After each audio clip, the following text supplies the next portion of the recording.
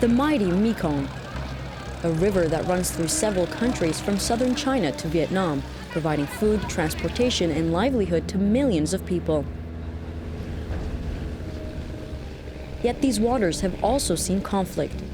In 1965, at the height of the Vietnam War, then Cambodian head of state Prince Norodom Sihanouk allowed communist guerrillas from North Vietnam to set up camp within its borders, prompting a bombing campaign by the US on Cambodian soil.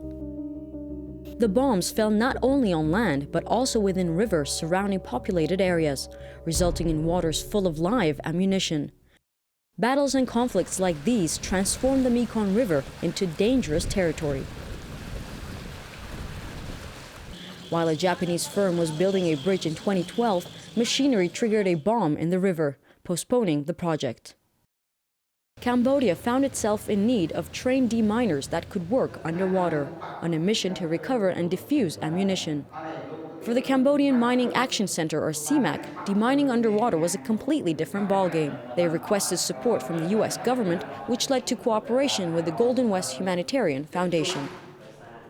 You had illegal scrap collecting operations coming in, finding these boats, and starting to recover them and the ordnance on the boats to sell for scrap metal.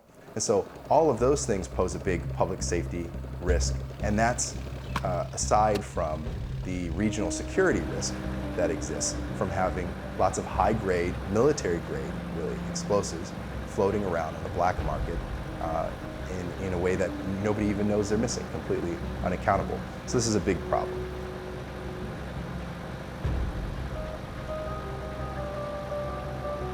CMAC and Golden West created a unique local diving team from scratch. But motivation is not enough. For those who completed the training, the job description was challenging, to say the least. There's no room for mistakes.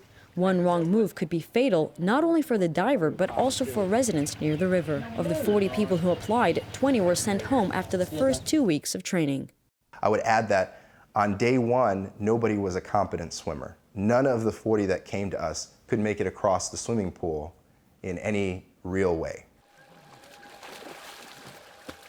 Then came months of physical fitness training, followed by a diving and scuba course which brought them to the main exercise. This pool is where they practice demining in a controlled environment before they go out to sea or into the river. During the training, divers wear blackout masks to simulate the conditions in the river where there's little or no visibility. American diver and training leader Mike Nisi says not everyone is cut out for this job. It does take a certain type of individual psychologically to do this, and that's why the initial training is so stressful and rigorous. Just even, from the swim training, push-up training, run training, then dive training, that's why we're not easy on them, because we have to see if they're going to break mentally. ពួកខ្ញុំរៀនជាមួយក្រុមហែលទឹករបស់ scuba នៅកំពង់សោមហ្នឹងមានអារម្មណ៍ថាភ័យខ្លាចខ្លះដែរ scary but now not scary យើងធ្វើអ្វីក៏ដោយឲ្យតែយើងធ្វើតាមការណែនាំពីខាងលើទៅយើងអត់មានអារម្មណ៍ថាខ្លាចទេ For Sok Chanda, the Cambodian team leader, the challenge is in diving into the river. បើយើងធ្វើការនៅក្នុងទឹកសមុទ្រអាចមើលឃើញវាអត់បញ្ហាតែបើសិនជាធ្វើការនៅក្នុងទឹកទន្លេទឹកល្អក់យើងអាចមើលឃើញយើងប្រើអារម្មណ៍សុទ្ធសាធអញ្ចឹងវាបញ្ហាគ្រោះថ្នាក់ខ្លាំងជាងដែលយើងធ្វើនៅលើគោកវាពិតជាគ្រោះថ្នាក់ខ្លាំងគឺខ្ញុំអាចមើលគឺខ្ញុំអាចប្រើអារម្មណ៍បានគឺអត់មានអារម្មណ៍ខ្លាចអីទាំងអស់គឺយើងអាចប្រើអារម្មណ៍ក៏ប៉ុន្តែយើងចាំបាច់ត្រូវរៀនជំនាញផ្នែកគ្រាប់មួយទៀតយើងត្រូវធ្វើការ identify ទៅលើគ្រាប់មួយទៀត You enter the water and then you're just expecting, okay, I'm going to first see the color green near the surface, and then it's going to turn to black, and then I'm going to get on the bottom, and that's when I'm going to calm my breathing down, and then I'm going to start conducting my search or whatever your job is.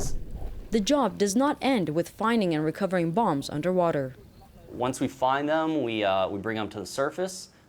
We find out the conditions, so if it's been fired, if it hasn't been fired, if the fuse is safe, and then we'll actually cut the bomb or the piece of ordnance we're dealing with into pieces.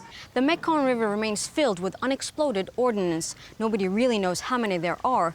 One of the biggest challenges for the team is locating them underwater, so they rely on the local population to alert them of any suspicious findings. The team recovered its first bomb thanks to a fisherman who alerted them after his net caught an unfamiliar object. Đi theo đường nước rồi đó, thì người ta biết cái chỗ mà bên Sima đó, thì bom đạn thì lấy lên đừng cho nhân dân này kia cái nọ đó, đừng có cho mà ngày sau đụng tới cái trái đó rồi nó nổ ảnh hưởng cho nhân dân đó. Đó thì mình cũng nhờ bên nhà nước đó, lấy cái trái đó lên, đó lấy lên đặng cho nhân dân này kia ngày sau nó không có tai nạn xảy ra cái vụ mà bom đạn nổ. Mình đi lấy trái này về rồi mình cũng nói với anh em ta người nào mà ngày sau mà cũng như mà thấy cái trái bom này đó thì cũng như có số điện của bên miếng cạc của bên Sima đó thì mình cũng điện lên cho bên Sima người ta xuống lấy cái bom đạn nó cho ngày sau. Took us almost 4 years to change the attitude of the public, especially the communities that are affected by landmine and UXO, to ensure that they also own the problem, not just this organization own the problem or state own the problem.